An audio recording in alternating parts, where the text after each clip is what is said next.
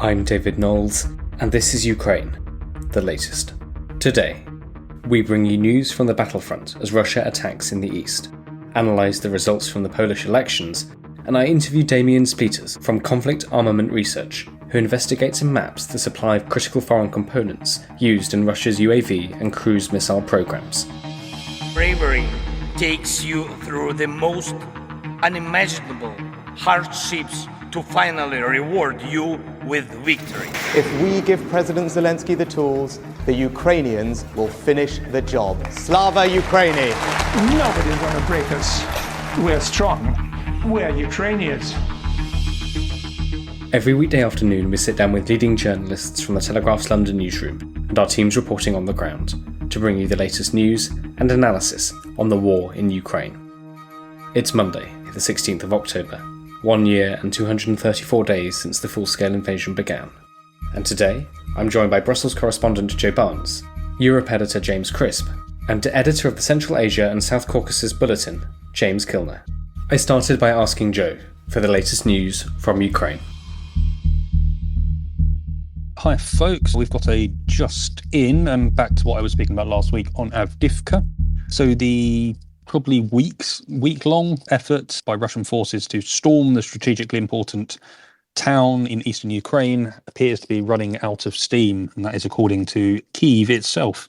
So Ukrainian forces, I believe, have repelled 15 attacks on the settlement from 4 separate directions. And as I stressed last week, we know the Russian forces were trying to attempt an operation encirclement from the southwest direction. So what's interesting is those 15 attacks that have been repelled from 4 different directions on Avdiivka is down from the 60 a day in the middle of last week, according to Vitaly Barabash, the head of Avdiivka's military administration. This sort of easing off of attacks indicates that the Russian effort to capture Avdiivka has deflated, according to Mr. Barabash. Analysts are in broad consensus with that. So this is something from the Institute of the Study of War, the US-based think tank. In its report on late Sunday UK time, Russian forces continue defensive operations aimed at encircling Avdiivka, but have yet to make further gains amid a likely decreasing tempo of Russian operations in the area. So what we know is that estimates last week suggested upwards of 100 Russian vehicles had been destroyed or taken out of operation by Ukrainian defences, and the Institute for the Study of War has reported that Russian sources have also attempted to dial down their rhetoric on this attack. We can guess that this attack has essentially fizzled out and Russia has run out of either resources or the willingness to take it. What started off, we believe, as a very interesting and armoured thrust, an attempted blitzkrieg using a sort of combined arms manoeuvre by sort of late last week, had turned into another sort of let's throw our vehicles straight and go on these head-on frontal attacks using human waves again. So that kind of indicates that Russia basically lost the willingness to fight after failing to capture Avdiivka in an initial blitz. And what's interesting, so more from the ISW, the Institute of Study of War, from over the weekend, they remarked that US and Ukrainian officials had anticipated the Russian operation around Avdiivka and actually expressed confidence in Ukrainian defences there. So the US National Security Council spokesperson John Kirby, he reported on October the 13th that the new operations, the Russian offensive operations near Liman and Avdiivka, did not come as a surprise. He said, as I said earlier, that we are confident that Ukrainian forces are able to repel these attacks. And then also, so Ukraine's main military intelligence directorate, the GUR, so that's Ukrainian military intelligence, one of their spokesmen, Andrei Yusov, he also reported that Ukrainian forces knew about and had prepared for the Russian attack near Avdiivka because Russia had basically amassed a certain amount of forces around the area. And I'll stop there for Avdiivka, so we covered that quite extensively, and let's go to what happened last night in terms of aerial strikes and say Russia launched 5 missiles and 12 kamikaze drones at Ukraine in an overnight attack, and that's according to Ukraine's Air Force.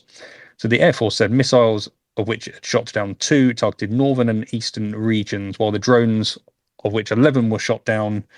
The attacks seem to have happened around western Ukraine. The governor of the eastern region of Potolva, Philip Prunin, said the region had been attacked by drones and missiles and that 3 civilians had been hospitalized as a result of the attack. Fortunately, no civilians or critical infrastructure were hit.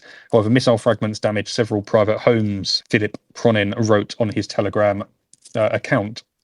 That's interesting for various reasons, but it does point towards that picture we've been painting of late, that Russia is ramping up its attacks on Ukrainian critical infrastructure, trying to really cause damage to the electricity, the power grids, and the heating systems as winter draws closer, and essentially is Russia's attempt to freeze Ukraine into submission again.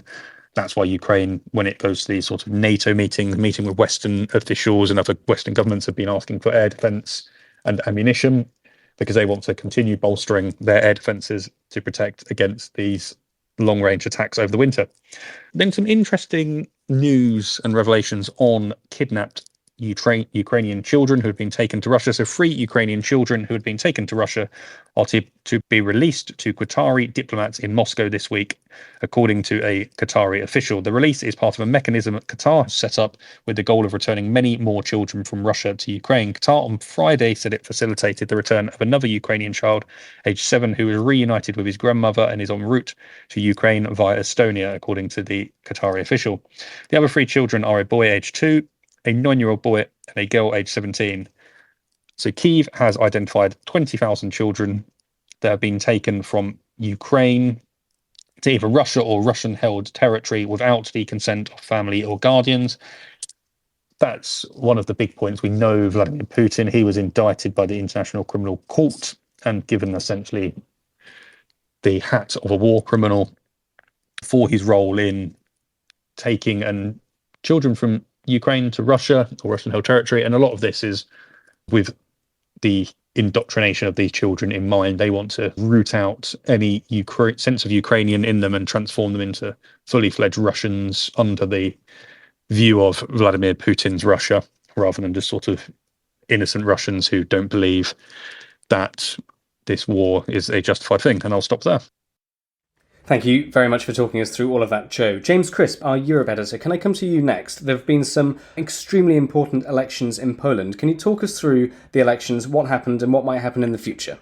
Yeah, certainly. So basically there is the incumbent government in Poland is called the Law and Justice Party.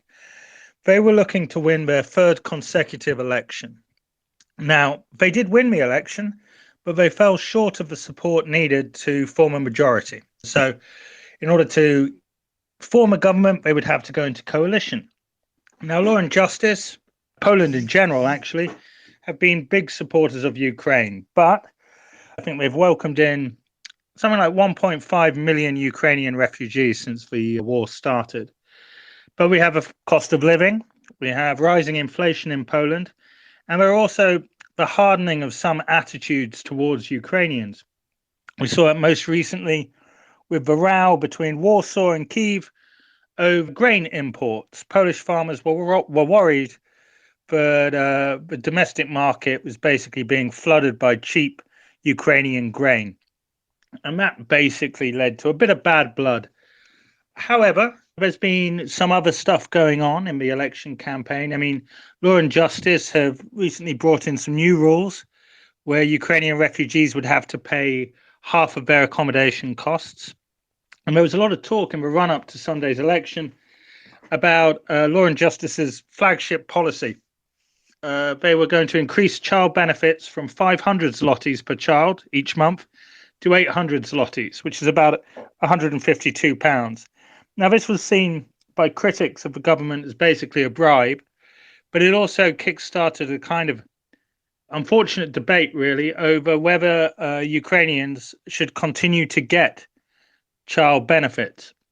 Now, Law and Justice didn't say they were going to restrict it. At the moment, Ukrainians do get many of the same benefits that Poles do. However, Confederation, which is basically a far-right, younger party, it has great support amongst the youth. It actually has a bit of a track record of some unsavory anti-Semitism, homophobic comments. It's been forced to deny it's pro-Russian. But anyway, Confederation had said in the campaign that they would prevent the benefit being paid to Ukrainians. So make of that what you will. Fortunately for those Ukrainians in Poland, Confederation did far worse than was expected. They were meant to do 10%. According to the exit polls, they've only managed 6.2%. Now, Confederation was really the only coalition party, possible coalition partner for Law and Justice. So it looks like Law and Justice are out.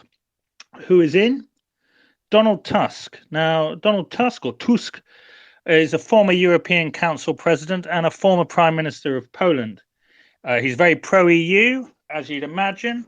And a big sort of deal in this election was really whether or not relationships between Warsaw and Brussels would get worse or improve. But he also is no fan of Vladimir Putin. I remember being in a European Council summit back when the Russians were bombing Aleppo and the EU was struggling and ultimately failed to get together the support for sanctions on Russia.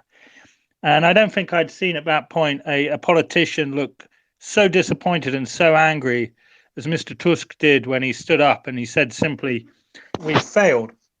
So I would expect this is good news for Ukraine. I mean, let's be clear, Polish support for Ukraine has always been very, very, very strong. But, I think this will shore it up. And it comes at a good time because today, as we spoke, I think last time I was on about Slovakia's election, we have kind of a flip side going on there.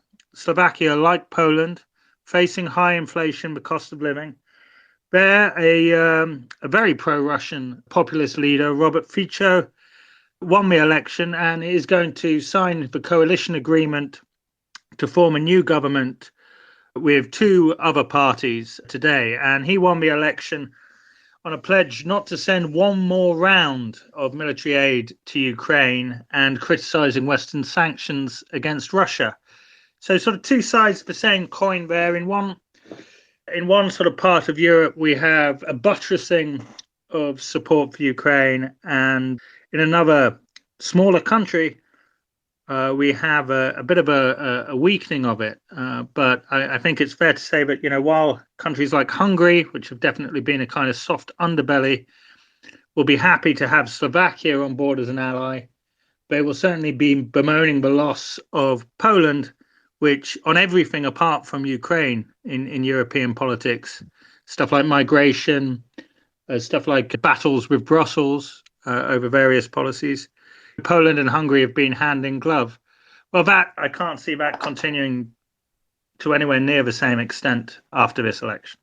Thank you very much, James. Just quickly, for those of us not hugely familiar with the Polish electoral system and so on, what happens now? How long do we imagine these coalition talks may take place? What should people be looking for? Well, I mean, the convention is that Law and Justice, as the biggest party, will be handed the first chance to form a government. So they will go through the motions on that. But apart from Confederation, and even Confederation said they didn't want to go into coalition before the election with Law and Justice. But the other parties are considerably, they've already made clear they'll work together. So, Tusk leads a party called Civic Platform. There are two smaller pro-EU parties who did better than expected. And they've said before the elections they will work together. So it's not going to be easy. You're going to have to basically get three parties into a coalition. And some of those parties are themselves coalitions of other parties.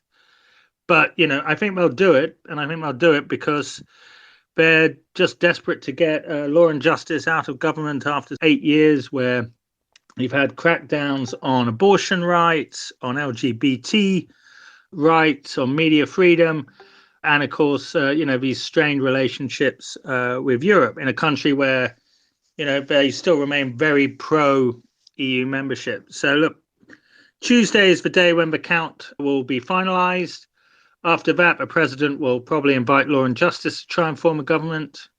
You see what happens after that.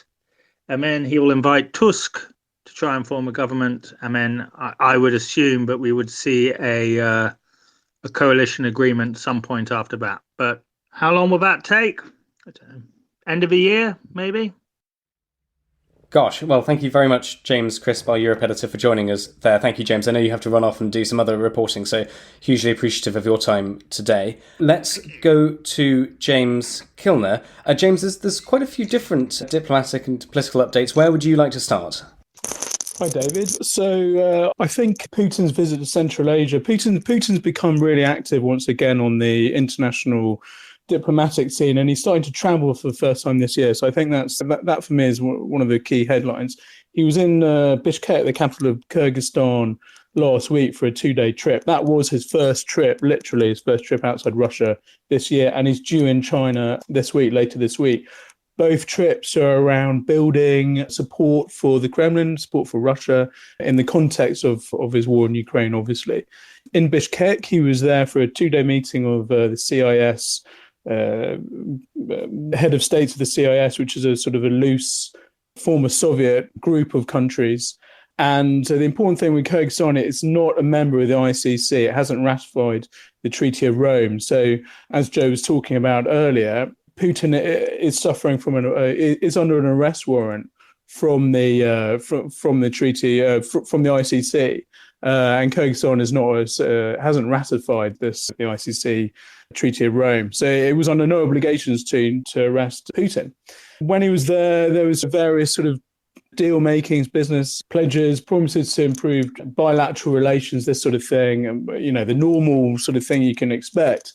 But also, this was definitely, looking at Putin's body language and what he said, this was definitely Putin on a huge charm offensive in Central Asia. The Central Asia states, the 5 Central Asian states, have become something of a diplomatic battleground between the West and Russia. Russia, historically, huge ties to the region. They're obviously former Soviet states. Russian is widely spoken. Russian business is normal, is extensive. There's huge educational links, cultural links, etc., etc. But crucially, the Central Asian countries were very skeptical of the Kremlin's invasion of Ukraine last year, and have made, made inroads into sort of reaching out to the West, which has really taken a back seat in Central Asia since the 2014 drawdown of NATO military forces from Afghanistan, which they withdrew very much through Uzbekistan and Russia at the time. Since then, they've sort of lost a lot of interest in Central Asia, but Joe Biden even hosted for the first time, I think, all 5 Central Asian leaders in New York or in Washington when they were over in New York for the UN meetings last in September. And the German Chancellor has also hosted them recently. So it's become a very important diplomatic battleground. And Putin was on his best behavior. He sometimes mocks the Central Asian states and tries to belittle them, but not on this occasion. He's full of smiles and warm gestures. He even laid a wreath in Bishkek at a memorial to victims of Tsarist repression. So that's obviously Moscow. The Kremlin doesn't do apologies, but this was as close as you can get. And then today, the Kremlin's issued the transcript of an interview that Putin's given to Chinese media ahead of his visit this week. China, as listeners to this podcast will know, is Russia's key ally, and this is a very important trip for Putin. The interview there was not a huge amount of substance in terms of news in it. He was just going over the old tropes about his complaints about NATO and expansion of NATO and how the West have duped post-Soviet Russia, that sort of thing. But this was a very long interview. It was full of warm words towards China about their Belt and Road Initiative and about relations. So clearly, this is Putin energized after all his problems around mutinies and Wagner and setbacks earlier in the year. He's energized. He's trying to get out there. He's trying to win over friends. Thank you very much for talking us through that, James. Can we go to Ukraine? You've written up an interesting article for the Telegraph, I'm just trying to get it up now, about Alexei Arestovich, former Zelensky advisor, controversial in Ukraine, we have to say, but he had some interesting lines. Can you talk to us about some of the things he's been saying?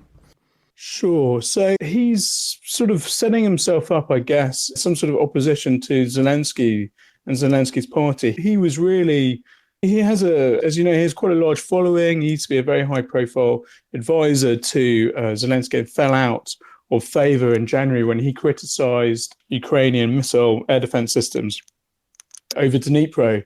He said that the context is that an apartment block in Dnipro was hit by a Russian missile, and I can't remember exactly, but several dozen people were killed. It was carnage. It was awful. I was reporting that day for the Telegraph, and I remember it clearly.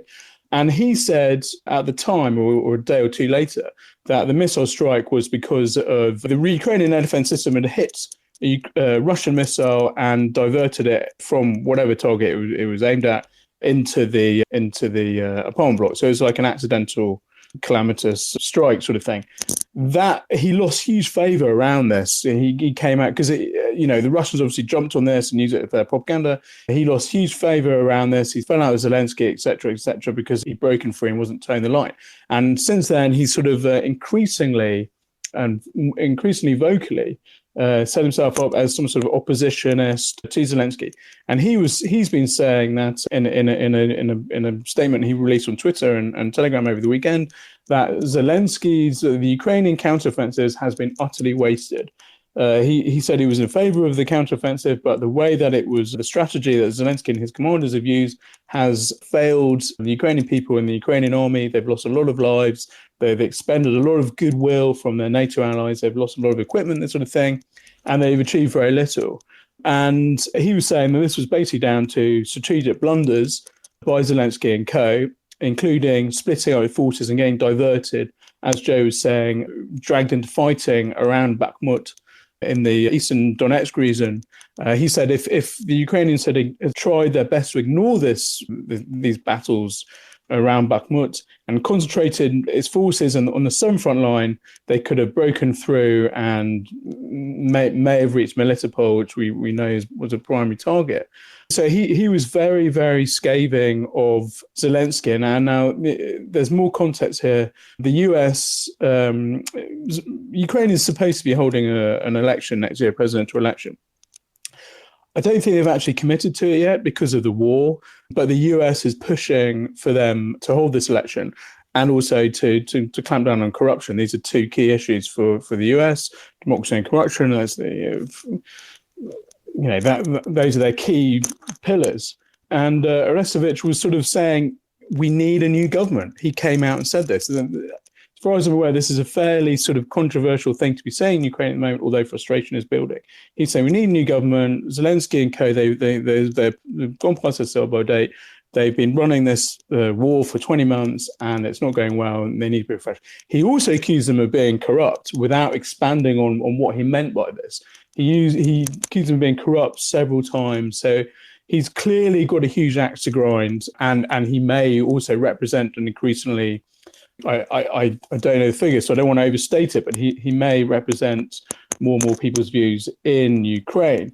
It also comes, and this is important, at the same time that he is being investigated by Ukrainian police into comments that he allegedly made which promoted violence against women on a blog or in one of his lectures. He lectures at a university on psychology issues.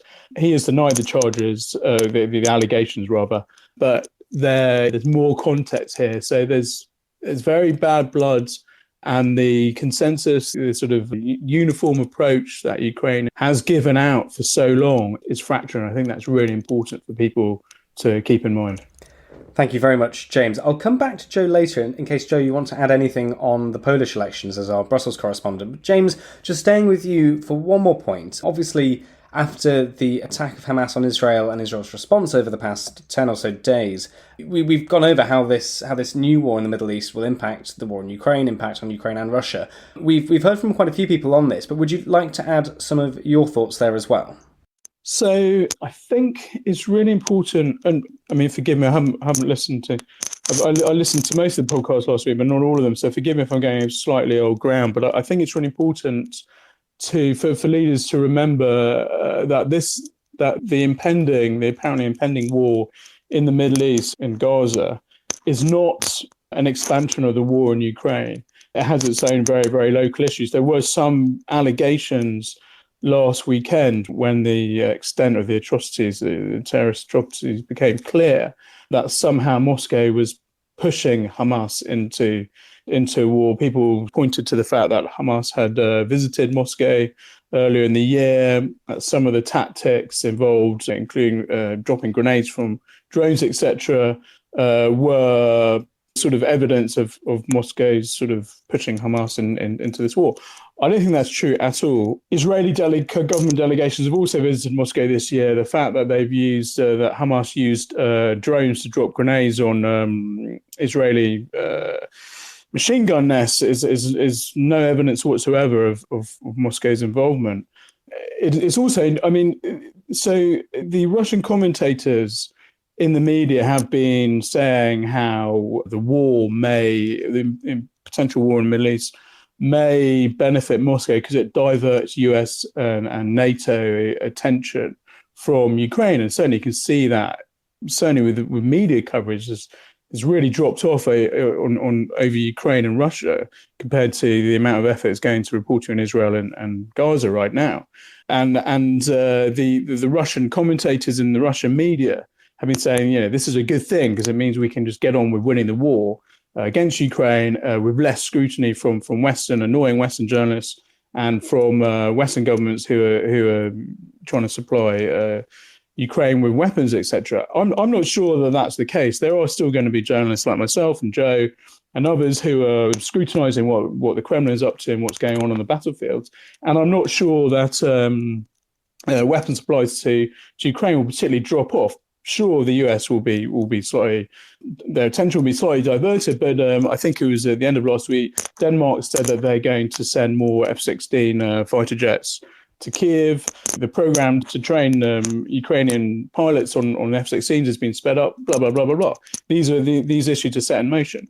So I'm not sure that argument is going to quite wash. And also, really importantly, Moscow's interference in Syria needs to be considered when trying to weigh up whether a new war in the Middle East would benefit Russia or not. The Kremlin very much sees its intervention in Syria, where it backed up the Syrian regime, as a huge success. It created a huge influence in the region, etc. They've still got their sort of mercenary forces there, and they've got access to a naval base on the Syrian coast. What they don't want is a huge war which is going to upset that. They want sort of low level conflict, sort of suits them well. But a huge war, dragging in neighbours, etc., I think would be a disaster for the Kremlin and wouldn't suit their aims at all.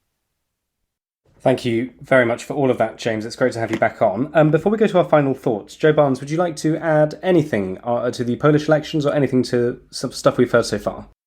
No, so James did a fantastic job of covering off sort of what's gone on the ground in Poland. But I just want to say in Brussels, there's sort of a mild sense of celebration, maybe a bit too soon, that Donald Tusk, a love child of the EU project to some sort of Eurosceptic voices, they would love to have him in charge. But what I would say, just for the wider Ukrainian context of it, a lot of the anti-Ukrainian rhetoric around sort of grain shipments and weapon shipments to and from Ukraine was used by the Conservative Law and Justice Party as a way to boost their sort of nationalist voter base in Poland. So I'd soon see stuff like that dropping off. And I really don't think there's any sort of cause of concern for the Ukrainians on this particular front. And I'll stop there. Thank you very much, Joe. Well, we'll come back to you for your very final thoughts. James Kilner, would you like to go first? David, I think if you're looking at Russia and Ukraine this week, it has to be Putin in China and Beijing. And again, watching the body language and seeing what this axis, seeing it develop and what deals they come up with. China actually criticized the Kremlin about 10 days ago when there was a missile strike on that funeral party in eastern Ukraine. 50-odd people were killed, etc. Terrible day. China actually vocally criticised the Kremlin for that, which was very unusual. So it's not an entirely smooth relationship, and it's obviously one-sided. Like Russia has become a much more needy partner. and it's not even clear if China has alleged to have given some sort of non-lethal aid to Russia, some drones or body armor, that sort of thing. But it's not even clear if weapons are coming from China to Russia. So that's the big story of the week from my end. Thank you very much, James. Joe Barnes, to finish us off today. Yeah, I think one to watch. It is a fairly new story and largely developing. So last week, we reported that President Zelensky wanted to visit Israel in a show of solidarity. He's urged the West to stick by Israel and show Israel it's not alone. But what we're hearing from Hebrew language media in Israel is that request to visit has been turned down by Benjamin Netanyahu, the Israeli Prime Minister, and the quote is that it is not the right time. So it's interesting to see how, on the diplomatic front there, Zelensky has been told to potentially stay away from Israel, and I'll be looking to stand that up because I think that's a fantastically interesting story at a time when we've had sort of James Cleverly has been there, the British Foreign Secretary, Anthony Blinken, the Secretary of State for the US, Ursula von der Leyen, the European Commission's president, and Roberta Metsola, the European Parliament's president, visited last week. So it's not like they are rejecting foreign visitors, but it's just interesting, and we'll have to dig deeper to find out what is the exact reason for Zelensky, who is a Jewish politician, has been rejected a diplomatic visit to Israel amid sort of the ongoing escalating conflict there between Israel and Hamas in Gaza. So it'd be interesting to watch out for that, and I'll stop there.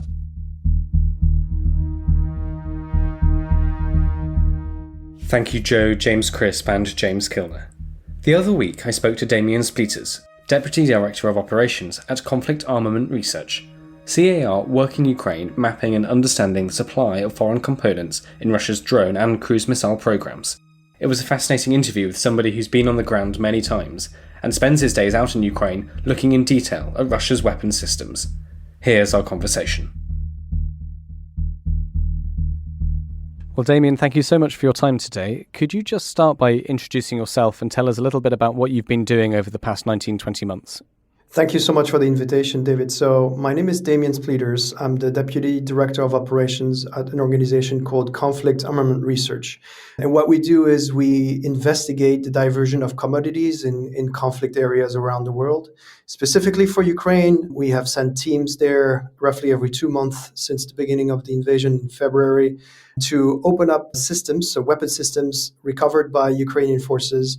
We will open up those systems used by Russia, and we will do what's called documentation of every single component that we find there so that we can try to understand how Russia got them in the first place, map out their acquisition channels so that the risk of diversion in the future can be mitigated. When you mention weapon systems, what are we talking about exactly here? We're talking big things like cruise missiles, helicopters. We're talking small things as well, like radios, and then everything in the middle, like drones. And what are you looking for when you open these things up? So the chips that are inside those systems are very similar to chips that you could find in your own phone or your own computer or television. And usually they bear marks that will identify the manufacturing company. And also they will bear marks like lot numbers or serial numbers or date codes that should facilitate the tracing of those components. So that means that, you know, when we talk to industry and we show them what we have found, they can tell us to whom they sold the component in the first place. And then we can try to figure out how Russia got those components, which companies they used, which routes they used. I mean, you mentioned earlier that you've been sending teams out every sort of two or so months to Ukraine to work there. Where have you been? What have you seen? Can you talk us through maybe some of your own trips and try to sort of give us a bird's eye view of what you're up there, what you're doing there? So I've been working in Ukraine since 2017, and before the current invasion of February 2022, we were working mainly in the east of the country and looking at the weapons that were used by the groups that were supported by Russia at the time. Since February of 2022, we go to Kiev mainly because that's where all these systems are being centralized for my teams to look at. And what do you do when you found the evidence? And what are the processes after you've identified the component parts of chips or whatever that you find in some of these weapon systems? What happens then? So once we have taken very detailed pictures of those very tiny components and all their marks, we will do what's called the tracing process will kick in. So it means that we will write what we call a trace request that includes all the information we have on the weapon system that those chips were found in, all the markings we've seen, and then we will send that to the manufacturers and we'll ask them to help us understand the routes that this component has taken. So we're very aware that, in the semiconductor industry, there's a big lack of visibility over their own supply chain or control over where the components are going. But we know that those companies can give us at least one or two layers down the chain in terms of distribution. So far, we have identified more than 150 non-Russian companies responsible for the production of these components. So there's a lot of potential for triangulation there, even if they can only give us partial information. With responses from dozens of different manufacturers, we can start triangulating entities that are more of interest to us. And then we will look at their trade patterns for after February of 2022.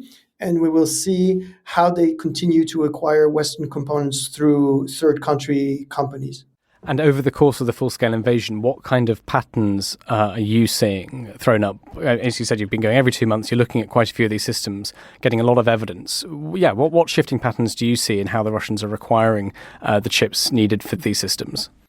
So we see that most of the components we have documented were produced before the invasion. So there was a concerted effort to procure components and stockpile them before the invasion in provision of trade control, export control, and sanctions to try to have a buffer there.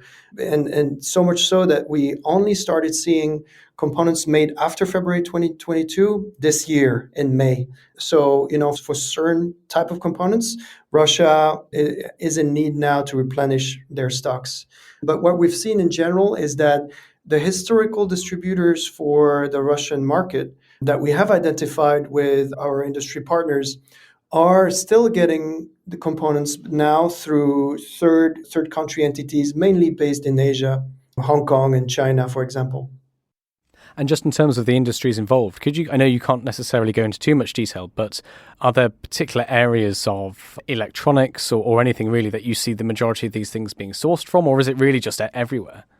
Well, it's semiconductors in general. So the semiconductor industry is a very global type of industry. When I say manufacturers, actually, the companies are not manufacturing themselves, their chips. They are designing them, and then the fabrication plant will physically produce them. But, we refer to them as manufacturers because these are the entities we will communicate with that will have the information about the sales, etc., or the export of these components. And we see that for Russian systems, about half of them will be based or headquartered in the United States, 20% Europe at large, including the UK, and then 20% Asia. But when we look at Iranian systems that Russia has been using since at least September of last year, we see that there's a much bigger proportion of companies based in the US. We have 80 to 85% of companies headquartered in the US for components found in the Shaheds. Is that a number that surprises you particularly? Were you expecting that? You have to caveat that by saying that we have documented more than 100 different weapon systems for Russia and only 3 different weapon systems for Iran. So the stats will be a bit biased in that sense. But still, it's pretty interesting. But when you look at the type of components that are needed, and then if you look at the type of industry that we are looking into, it becomes less of a surprise to see that a lot of these companies are actually headquartered in the US. What kind of reaction do you get from the companies and the governments and so on when you go to them with this kind of evidence? How have you found the response? Well, for industry themselves, we have sort of 2 different type of response. The first one is they will be appalled, and usually they're all appalled by the fact that there are components which have no intended military use. So, you have to remember we're talking about components that are not meant to go into military systems here. So they will be appalled by that, and they will try to help us and try to, give us as much information as they can. And then another sort of response we have is a non-response, unfortunately. So we have some industry actors that I think don't see the benefit of trying to cooperate with an organization such as us, despite the fact that we can actually provide them with very valuable information in terms of which one of their customers is actually problematic. Can we go into some detail on one of your dispatches from Ukraine? I'm just going to read out a line that jumped out to me from your most recent dispatch about Iranian manufactured UAVs. It's written, almost a year after the first use of Iranian manufactured UAVs in Ukraine, evidence that the Russian Federation has begun producing its own domestic versions marks a significant evolution in the country's UAV capabilities that will allow it to sustain its reliance on single-use UAVs. Can you talk us through this dispatch, this investigation? Because that line, to me, seemed absolutely key. Well, so we've been looking at systems that were used against Ukraine for a year and a half now, and we've seen that last winter 2022, 2023, there was a very big reliance from Russia on Iranian systems such as the Shahed to target energy infrastructure, for example. It is to be expected that this will be repeated for the next winter. And in that sense, we think that Russia will want to rely again on this type of weapon system. They might see their external reliance on Iran for that as not sufficient and want to produce their own version of this type of weapon system to supplement, their current stocks, especially in the face of trade and export control and sanctions.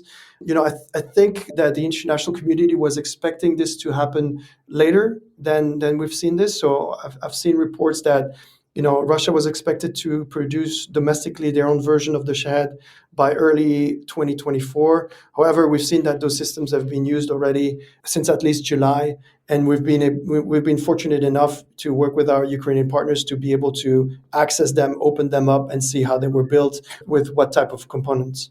Can you tell us what it feels like to be in the room with, I guess, the sort of bits and pieces of Shahed drones or missiles and so on? What does that feel like for you as an investigator? Well, I've been doing this work for more than 10 years now, and always feels like you're a little fly on the wall of history. It's pretty interesting to be there where things happen and to actually feel like you can have an impact on things if you do your work correctly. So it always feels a bit special, I must say.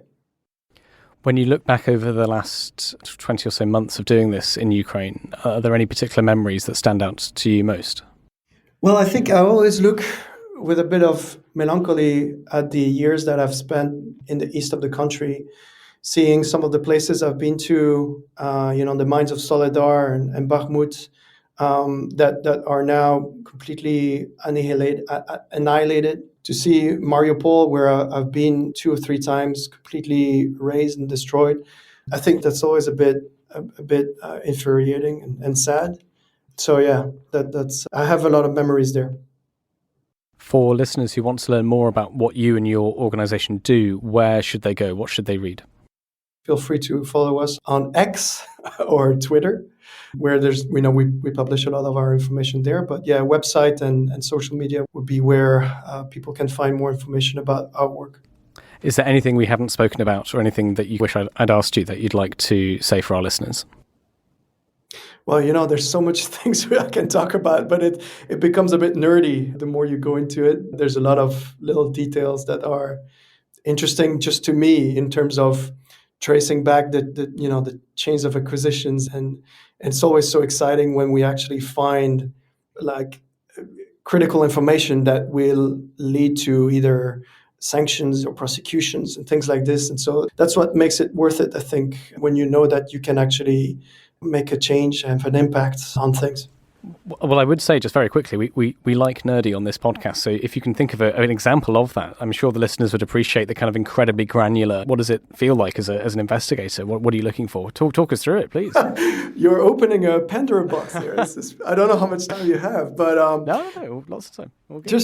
So I might have 2 examples right now. So the first one is perhaps jumping off the one that you used earlier with the domestic version of the Shahed there made by Russia. It was pretty interesting for us to look into that because we see that it goes beyond just cosmetic duplication of the system, where we see that For example, the Shahed itself has something called a software-defined radio-based GNSS board that functions a bit like the navigation brain of the Shahed, together with something called an attitude and heading reference system, inside which there is something called an inertial measurement unit that will allow the Shahed to continue on its course despite potential jamming on the route. So a weapon that effectively can go through jammed area, which makes it more deadly. And then there's also a flight computer in there, which flight control unit that we also look into. So that's for the Shahed, where you have a lot of different modules inside the airframe. When we opened up the Garand 2, so the domestic version, we have the impression that Russia has been kind of streamlining the blueprint. So try to simplify it, make it easier to produce, perhaps in larger quantities, where you see that there you have a satellite navigation unit that includes what's called a Kometa module that's made by one Russian company. And we find the Kometa module in other Russian systems like the Orlan 10, the Forepost, or now the Cartograph UAV. And looking at that, you understand how critical it is to try to impact the chain of acquisition of components, because if you are able to make an impact on the acquisition of components that are used in those satellite navigation modules, not only will you have an impact on their ability to make the Garand drone, but also other systems. And that's also something we've seen with other systems that they use. So, for example, in the Caliber missile, they use something called the SN-99 satellite navigation module, also made by a Russian company.